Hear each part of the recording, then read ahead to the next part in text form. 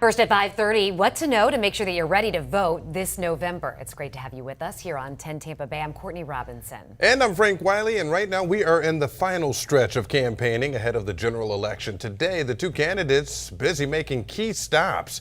Right now, former President Donald Trump getting ready for a rally in Flint, Michigan with his running mate, Ohio Senator J.D. Vance. Meantime, Vice President Kamala Harris in Philadelphia, where she was interviewed by members of the National Association of Black Journalists. Her running mate, Minnesota Governor Tim Walz, spoke to voters in Atlanta, and with a lot of attention on the national stage, local officials now hoping it means a bigger turnout for issues impacting us right here at home. And on this National Voter Registration Day, 10 Tampa Bay's Aaron Parsegian is here with what you need to know to make sure your voice is heard in November.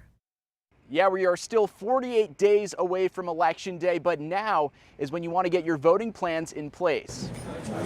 On National Voter Registration Day around the community, folks are encouraging people to take part in the democratic process. So remember that you always have a voice and you can use it by going out to the polls, getting registered to vote, participating in events like this, just becoming aware of what's going on. And there's still time to do so. You'll need a form of ID, social security number, and be 18 on or before Election Day. You can register to vote at your county's tax collector or elections office, even public libraries. Perhaps the easiest way, though, is online by visiting registertovoteflorida.gov, where you can also check to see or confirm your current voter status if you're unsure. So that's step one. And then step two is, do I have an election plan? Do I want to vote by mail, vote early on during early voting, or do I want to vote in person on Election Day? If you want a ballot mailed to you, you need to request it at least 12 days before Election Day. You'll also need to make a new request if you haven't done so since the last election, as vote by mail requests are now only valid for one cycle. Well, this may be the most important election that we've seen in a very long time. That's because it's not just a race for the White House or even the ones on Capitol Hill, but local races from charter amendments to statewide ones related to abortion rights and marijuana legalization will be up for you to weigh in on. So